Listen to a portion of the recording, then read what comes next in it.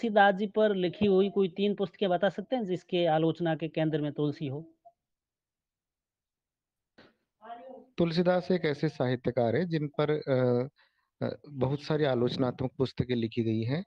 हुँ, हुँ। फिर भी मैं 3 पुस्तकों के नाम आपको बताना चाहूँगा। एक तो फादर कामिल बुल्की द्वारा रचित है, तुलसी का जो साहित्य है उस संदर्भ में, और दूसरा हुँ। रामचंद्र शुक्ल द्वारा लिखा गया है।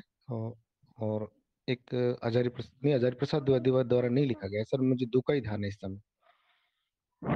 जी, जी। अभी एक अजगर वजाहत का नाटक आया है महाबली, क्या उसके बारे में कुछ बताना चाहेंगे आप?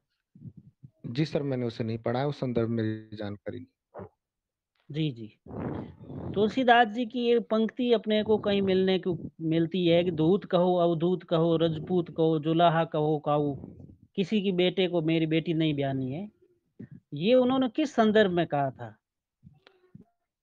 यदि तुलसीदास जी ने जिस संदर्भ में कहा था, वो तो उनका वहीं विशिष्ट अद्वैत और दास्य भाव की भक्ति पर जाकर ठहरता है कि स्वयं को वो विरक्त मानते हैं कि उनका इस संसार से कोई लेना देना नहीं है, कोई स्वार्थ नहीं है, किसी से कोई स्वार्थ नहीं है कि वो किसी से बंधे। उन्हें तो सिर्फ और सिर्फ ईश्वर की भक्ति में ही आनंद आता है और ईश्वर से लेना देना है। इस संसार से कोई लेना देना नहीं है और संसार से उनका कोई स्वार्थ भी नहीं है। इस संदर्भ में कही थी, लेकिन आधुनिक समय में आलोचक उन्हें विभिन्न दृष्टियों से देखते हैं। यहाँ तक कि स्त्रियों के प्रति तुलसीदास जी के जो विचार हैं और जो संकीर्ण विचारों से जोड़कर भी इस पंक्ति को देखा जाता है कि ऐसा क्यों कहते हैं कि काहू की बेटी से बेटा न ब्याहब। वो ऐसा क्यों नहीं कहते कि काहू के बेटे से बेटे न ब्याहब।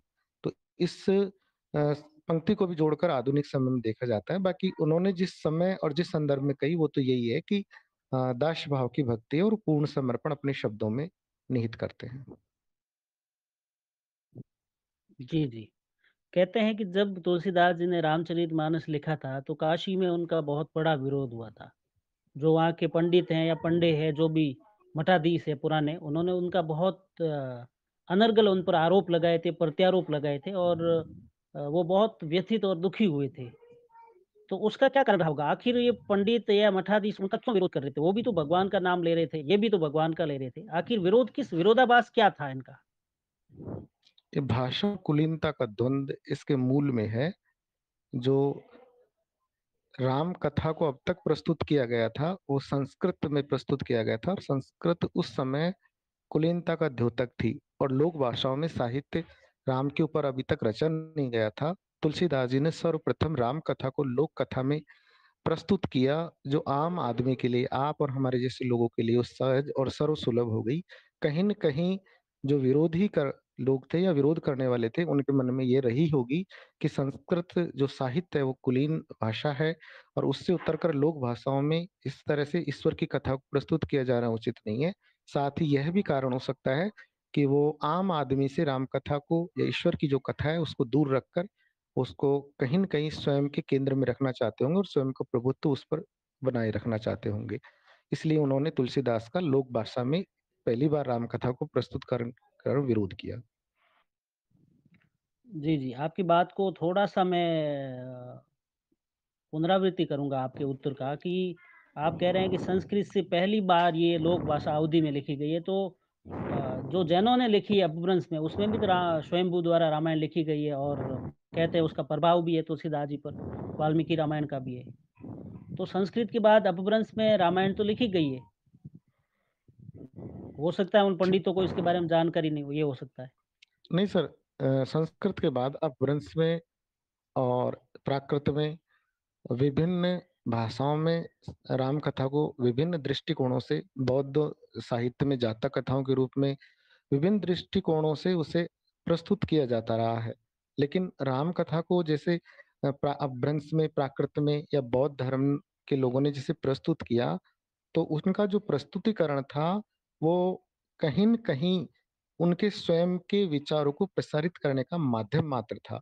जैसे जैन साहित्य का हुँ। एकमात्र उद्देश्य जैन धर्म को प्रसारित करना और उसके लिए उन्होंने हिंदुओं की कथा को काम में लिया और हिंदू जो कथा है उसे अपने जैन धर्म के रूप में उसे प्रस्तुत किया और जो राम का चरित्र चित्रण है उन्होंने जैन धर्म के आवरण में किया है और वो राम कथा कहीं न कहीं जैन धर्म का ही प्रचार-प्रसार करती है।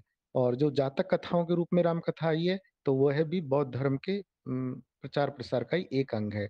तो जब राम कथा को स्वतंत्र रूप में प्रस्तुतिकरण की बात आती है, तो वो लोक भाषा में पहली बार तुलसी ने ही सशक्त रूप में अभिव्यक्त की है, और इतनी सशक्त रूप में अभिव्यक्त की है कि उसके बाद आज तक कोई भी राम कथा को इतने अच्छे से प्रस्तुत नहीं कर पाया है।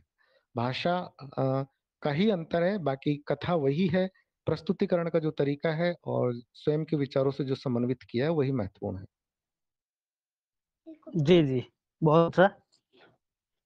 राजेश साहब, ये निर्गुण, सगुण इन सबको यदि मिला दें, पूरे संपूर्ण भक्ति काल की यदि विशेषताएँ कहें, तो 4 विशेषता बताइए, संपूर्ण भक्ति काल की। संपूर्ण भक्ति काल में गुरु का महत्व, समन्वयात्मकता, लोक भाषा का विकास, आदर्श की स्थापना और प्रत्येक साधारण मनुष्य के लिए कहीं न कहीं दया और संवेदना की भावना, ये कुछ ऐसी विशेषताएं हैं जो भक्ति काल की सभी धाराओं में और सभी अंगों में हमें देखने को मिलती है। जी, जी, बिल्कुल सही है। ठीक है राजेश साहब, बहुत-बहुत ठीक है धन्यवाद। सर।